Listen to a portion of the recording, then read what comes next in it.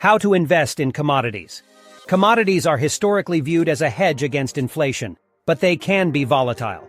Hello and welcome to my YouTube channel US Update. Today I am talking about how to invest in commodities in 2023. One of the words you'll hear most when talking with experts about investing in commodities is hedging.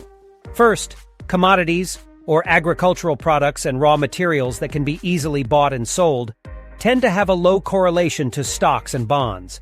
That means they offer a hedge against downturns in those bigger asset classes. Also, commodities have been historically viewed as a hedge against inflation because rising consumer prices are often linked to rising commodity prices. 3 ways to invest in commodities. With the exception of gold, investors probably don't want to buy physical commodities in larger amounts than the coffee, cocoa, and sugar packages they can buy at the grocery store. While storage, transportation, and maintenance of these goods on a larger scale are impractical for most individual investors, there are other vehicles that offer easier ways to access the commodity market, such as commodity funds, stocks, and futures. No, commodity funds. Commodity-focused exchange-traded funds, exchange-traded notes, and mutual funds are probably amongst the simplest ways for investors to gain exposure to various commodities without directly owning the physical assets, Schulman says.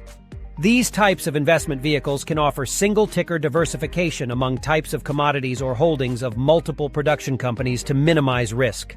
They can also offer exposure to physical commodities without having to take delivery of the materials.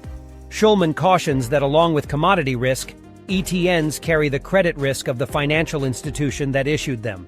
Some well-known commodity ETFs include Aberdeen Bloomberg, All Commodity Longer Dated Strategy K1, Free ETF, ticker BCD, for diversified commodities, Spider Gold Shares, GLD, for the Precious Metal and United States Oil Fund LP, USO, for black gold.